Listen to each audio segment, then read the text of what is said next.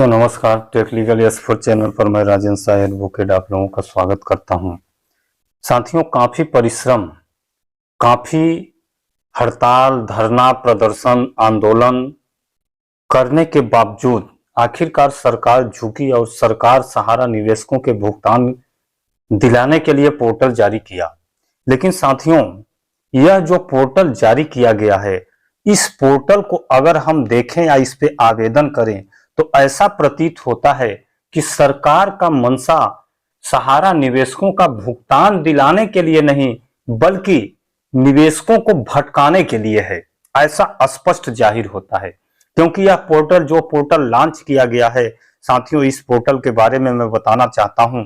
यह पोर्टल काफी खर्चीला व काफी जटिल है। इस पोर्टल में इतना अधिक कठिनाई आ रही है। एक तो ये पोर्टल चल नहीं रहा है, कई दिनों से, एक हफ्ता तक तो चलता ही नहीं था।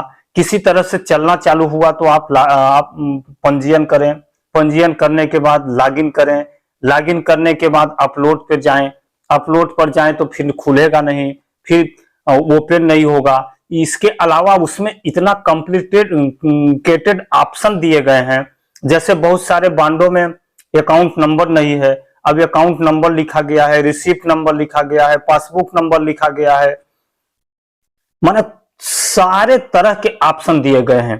तो इस तरह से हम कहना चाहते हैं सरकार से कि यह पोर्टल जो आपने लॉन्च किया है, यह पोर्टल सही नहीं है। आपको एक ऐसा पोर्टल बनाना चाहिए जो सरल, सस्ता, आसान प्रक्रिया हो। साथियों, इस पोर्टल से जो बेचारे गरीब निवेशक हैं, उन लोगों का इतना ज्यादा पैसों का दुरुपयोग हो रहा है। एक एक आवेदन करने के लिए कंप्यूटर ऑपरेटर 500 रुपया ले रहे हैं। इसके अलावा अगर आपका एक बांड है तो 500 रुपया, उसके आगे जितने भी बांड हैं सबके 100 रुपया मल्टीपल में ले रहे हैं। अगर किसी व्यक्ति के पास 10 बांड है तो उसका 1,500 से 2,000 रुपया आवेदन करने में चला जाएगा। पैसा कब मिलेगा इसकी कोई निश्चितता नहीं है। हालांकि बताया गया है कि 45 दिन में 10,000 रुपया मिलेगा, लेकिन इस 10,000 रुपए पाने के लिए उसको एक दिन नहीं, कम से कम 3 दिन तक कंप्यूटर के दुकान पर चक्कर लगाना पड़ेगा और 1,500 रुपया भी देना पड़ेगा, तब जाके उसको 10,000 मिलेगा। तो इस तरह का इतना जटिल, इतना कॉम्प्लिकेटेड प्रक्रिया पालन करने की आवश्यकता क्या थी। मैं सरकार से कहना चाहता हूं कि आज पूरे देश में इनकम टैक्स का जो रिटर्न फाइल करते हैं, उन लोगों का वेरिफिकेशन आप आधार ऑथेंटिकेशन से कर लेते हैं।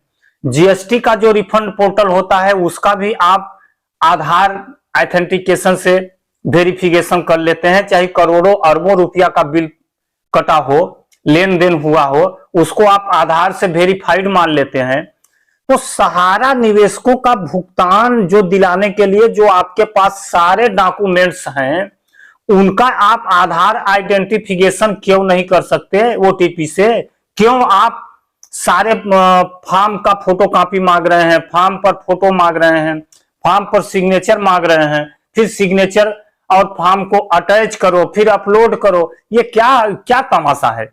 यह तो निश्चित रूप से आप इस प्रक्रिया को कॉम्प्लिकेटेड बनाने के लिए, इस प्रक्रिया को जटिल बनाने के लिए, आप निवेशकों को भटकाने के लिए इस तरह की प्रक्रिया बनाए हैं, ताकि निवेशक इसी में भटके रहें और वह अपने नेक्स्ट मांग, जो उनकी अहम मांग है कि उनका भुगतान तत्काल होना चाहिए, उस भुगतान से उनका ध्यान भटक जाए और जो आने वाला चुनाव है उस चुनाव में ये अपनी प्रतिक्रिया न दे सकें, अपना विरोध न कर सकें और इसी भटकावे में लगे रहें, तब तक में चुनाव बीत जाएगा।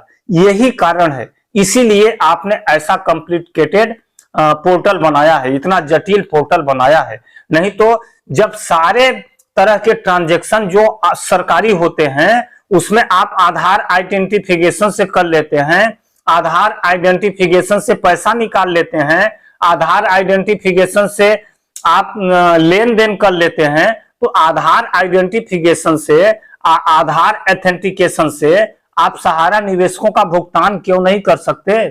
जब आप एथेंटिकेशन जो है सहारा का, वो आप पहले पोर्टल पंजीयन के समय ही ओटीपी आएगा, माने दोहरा आप इसमें ऑथेंटिकेशन कर रहे हैं, दोहरे दो सत्यापन करने के बाद आप तीसरी सत्यापन मांग रहे हैं। इसका क्या मतलब है?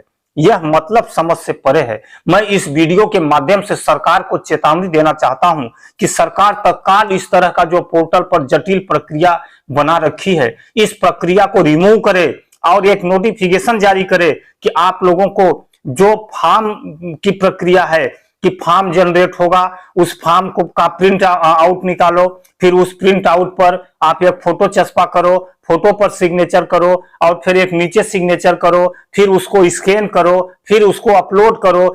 ये वाला जो प्रक्रिया है इसको तत्काल बंद करें। आप जो जहां तक डॉक्यूमेंट्स स्कैन करने तक की बात है, उसको अपलोड करने तक की बात है, ये सारे प्रक्रिया होने के बाद सबमिट का ऑप्शन दें और सबमिट करने के बाद पुनः आप एक बार आधार से ऑथेंटिकेशन करा लें, आधार से सत्यापन करा लें। जब आधार से सत्यापन हो गया तो उस निवेशकर्ता का भुगतान मिलना सुनिश्चित करें और उनका भुगतान मिले।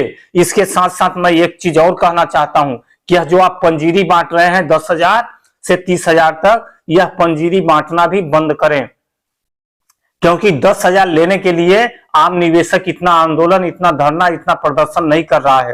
वो 10,000 से ज्यादा तो खर्चा कर चुका है। आप उसके निवेश का एक एक पैसा ब्याज जोड़ के, जो भी सहारा के योजना अनुसार ब्याज था, उस ब्याज के साथ तत्काल भुगतान करना सुनिश्चित करें और ये जो पोर्टल की जटिल प्रक्रियाएं हैं, उस प्रक्रियाओं को तत्काल रिमूव करने का आदेश जारी करें ताकि सारे निवेशक आसानी से अपना फॉर्म फिलअप कर सकें। साथियों, इसी बातों के साथ मैं अपनी वीडियो को समाप्त करता हूं, लेकिन आपसे निवेदन करता हूं कि आप इस वीडियो को अधिक से अधिक शेयर करें ताकि यह वीडियो सरकार के नुमाइंदों तक पहुंचे और यह जो जटिल प्रक्रिया पोर्टल का बनाया गया है, इस जटिल प्रक्रिया को रिमूव किया जाए, रिमूव करे सरकार और आसान प्रक्रिया का पालन करके निवेशकों का भुगतान दिलाना सुनिश्चित करे। साथियों, इन्हीं बातों के साथ मुझे आज्ञा दीजिए। नमस्कार।